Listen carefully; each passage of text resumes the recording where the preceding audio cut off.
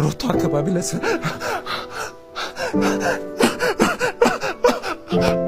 ስለ ወንድማችን ማስተር አብነት ከበደ መታመም እጅግ በርካቶቻችሁ ሰምታችኋል ብዬ አስባለሁ። የድሆች አባት የሆነው ማስተር አብነት ከበደ እንግዲህ ሁላችንም ጸሎት ያስፈልገዋል። ሁላችሁም በኮሜንት ለማስተር አብነት ፈጣሪ እንዲምረው ልባዊ ምኞታችን እንግዲህ እንግለጽለት። በጎነት የድሮ ዘይቤው ያደረገው ማስተር አብነት ከበደ ሁሌም ለሌሎች የሚቆም ታላቅ ወንድማችን ነው። ማስተር አብነት እንግዲህ በቅርቡ መንትያ ልጆችን በማግኘት በሶስት ልጆች ሲደሰት ነበረ። ሆኖም እንግዲህ ይህ ደስታ ብዙም ሳይቆይ ከባድ ፈተና ህይወቱ ላይ ተጋርጦበታል። የጤና ባለሙያዎችም ወደ ውጭ ሀገር በመሄድ ልዩ ሕክምና እንዲያገኙ ጥብቅ ምክርም ሰጥተውታል። ወንድማችን ማስተር ሰላም እንደምን ቆያችሁ? መታመሜን ሰምታችሁ በጣም ብዙ ሰዎች እየተጨነቃችሁ ነው። መታመሜን የነገርኳችሁ እንድትጨነቁ ፈልጌ ሳይሆን እንድትጸልዩልኝ ስለሚፈልግ ነው።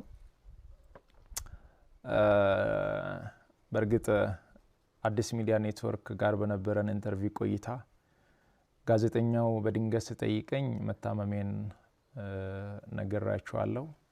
አሁንም ቢሆን ሁላችሁም በየእምነታችሁ እንድትጸልዩልኝ እፈልጋለሁ። ህመሙ የጀመረው አሁን አይደለም፣ ተላምደናል። ዛሬ 1 ዓመት ከ5 ወር አካባቢ የሚሆን ይመስለኛል። ያኔ ጎፋ በመሬት ናዳ ምክንያት ወገኖቻችን በሞቱ ጊዜ ለማገዝ እዛ ነበርኩኝ። እዛ ታመምኩ። ከዛ በኋላ ህመሙ በዛው ነው የቀጠለው። እስካሁን ባለው የህክምና ክትትል እያደረኩ ነው። ቀጣይ ያለው የህክምና ሁኔታ በቅርቡ ከሀገር ውጭ ሄጄ በቂ ህክምና አደርጋለሁ። ህክምና ብቻ ሳይሆን በዚህ ሰዓት ለኔ የሚያስፈልገው የኢትዮጵያ እናቶች፣ የኢትዮጵያ አባቶች፣ ወጣቶች ሁላችሁም በየእምነታችሁ እንድትጸልዩልኝ እፈልጋለሁ። እኔ ወደ ህክምናው እስከሚሄድ ድረስ የታመሙ አልጋ ላይ ያሉ ወገኖችን እያሳከምን እንቆያለን። በመጨረሻም አንድ ማለት የሚፈልገው በዚህ ሰዓት ለኔ የሚያስፈልገኝ አንድ ነገር ብቻ ነው። አሁን ከሚነግራችሁ ነገር ውጪ ለኔ ምንም ነገር አያስፈልገኝም። ብዙ ሚዲያ ላይ ሰዎች ሼር እያደረጉ ነው። የምርደንግጫ በየእምነታችሁ በጣም አስደንግጦኛል። ጸልዩልኝ። ህመም ብዙ ሰው ይታመማል። ጸሎትና ጸሎት ብቻ ነው የሚያስፈልገኝ።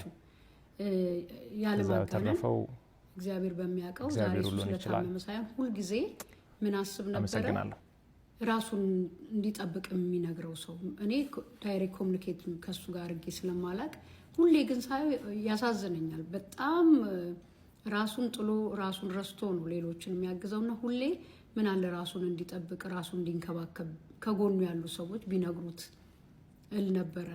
ምክንያቱም ያስታውቃል፣ ሰውነቱ ተጎድቷል። ሁሌ መባከን ነው ከሌላ ጋርና መታመምህ ቢያስደነግጠኝም እንደ አንድ ፐርሰን እግዚአብሔር ግን ምህረት እንደሚያደርግልህ አምናለሁ፣ እጸልያለሁኝ። አሁንም ግን ባለህ ጊዜ ህክምና እያደረግ እረፍት ብታደርግ ራስን ብትንከባከብ።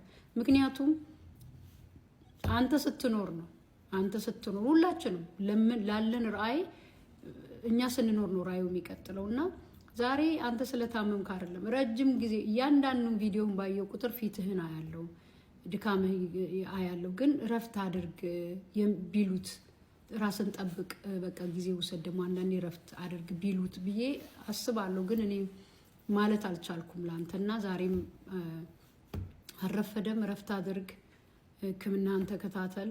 ደግሞ የረዳሃቸው አብራሃቸው የቆምክ ምስኪኖች አምላክ ይምርሃል፣ እንደሚምርህ አምናለሁኝ። እና ግን አንድ ነገር እላለሁ፣ በዚህ አይነት ሁኔታ ለሌላ ሰዎች የምትኖሩ ሰዎች ራያችሁ እንዲቀጥል ከፈለጋችሁ ራሳችሁን ጠብቁ። ምክንያቱም ራይ የሚቀጥለው ባለ ራይ ሲኖር ነው።